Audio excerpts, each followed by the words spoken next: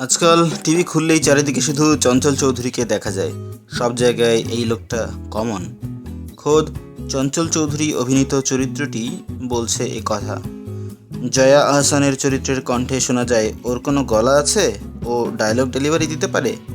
আর রফি করিমের চরিত্রটিকে বলতে শোনা যায়, কয়েক বছর অভিনয় করি নাই বলে কি মানুষ চেহারা ভুলে গেল নাকি। সব মিলিয়ে ঈদের সিনেমা উৎসবের টিজারের আমেজটা বেশ ভালোভাবেই পাওয়া গেল। প্রকাশ পেয়েছে সিনেমাটির টিজার। ছবিটির পরিচালক তানিম নূর বলেন, ঈদে আমরা সবাই মিলে যেন আনন্দ করতে পারি সেই জন্যই সিনেমাটি নির্মাণ করা হয়েছে।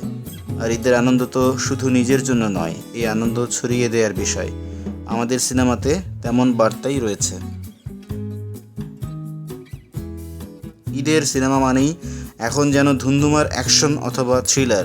গত কয়েক বছরে ঈদে বাজিমাত করা সিনেমাগুলোর দিকে তাকালে এমনটাই মনে হতে পারে। সেসব থেকে বেরিয়ে উৎসব হয়ে উঠতে পারে সম্পূর্ণ পারিবারিক বা সামাজিক সিনেমা। সিনেমার ট্যাগলাইনেও ব্যবহার করা হয়েছে সংবিধিবদ্ধ সতর্কীকরণ, পরিবার ছাড়া দেখা নিষেধ। আবার নিজেদের সমসাময়িক বাস্তবতাকে চরিত্র তিনটির সংলাপে নিয়ে আসাটাকে দর্শকদের মনে হতে পারে আত্মোপলব্ধির চেষ্টা। সিনেমাটির নির্মাতা তানিম নূর জানিয়েছেন, কেউ যদি সত্যি এমন মনে করে তবে তিনি সার্থক। কারণ ঈদ মানে যেমন আনন্দ, তেমন নিজের সমস্যাগুলো চিহ্নিত করে পরিশুদ্ধ হওয়ারও বিষয়। সিনেমার টিজারে একদম শেষে চঞ্চল চৌধুরী অভিনীত চরিত্রের কণ্ঠে শোনা যায়, কি আশ্চর্য, লোকটা রেগে গেল কেন। আজ রবিবার নাটকের দর্শকের সংলাপটি চেনা চেনা মনে হতে পারে। নির্মাতা জানান, এমন আরও কিছু সংলাপ সিনেমায় আছে যা দর্শকদের নিয়ে যেতে পারে তার ফেলে আসা সময়ে। টিজারে পাওয়া গেছে সৌম্যজ্যোতি ও সাদিয়া আয়মানের সুন্দর কিছু মুহূর্ত। কনে সাজেও সাদিয়াকে পাওয়া গেছে।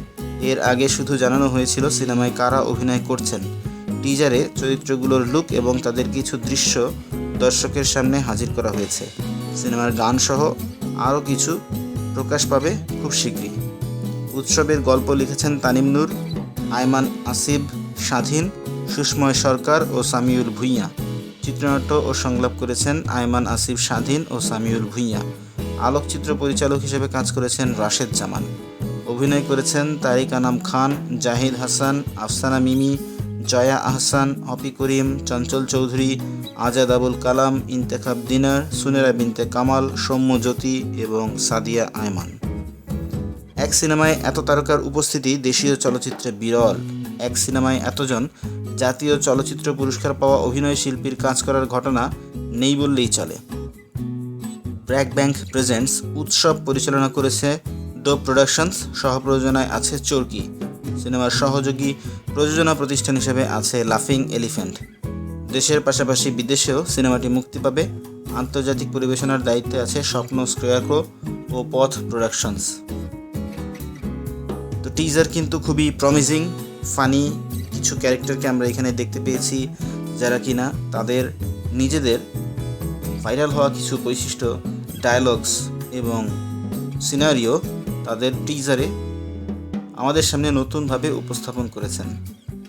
এটা দর্শকদের ভালো লাগবে বলেই মনে হচ্ছে। আর যেহেতু অভিনেতা যারা আছেন এখানে অনেক ম্যাচিউরড এবং প্রতিষ্ঠিত জনপ্রিয় অভিনেতা শিল্পীগণ, সো এখানে ব্যর্থ হওয়ার সুযোগ কিন্তু নাই বললেই চলে। তানিম নূর যিনি ডিরেক্টর, তিনি কিন্তু এর আগে কাইজারের মতো সাকসেসফুল প্রজেক্ট কমপ্লিট করেছেন। সো তার জন্য বলা যায় যে এই প্রজেক্টটা সফল হতে যাচ্ছে।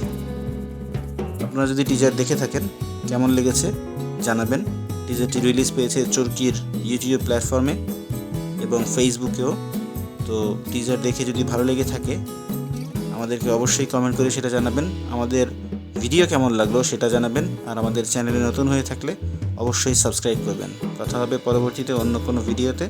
সেই পর্যন্ত ভালো থাকবেন।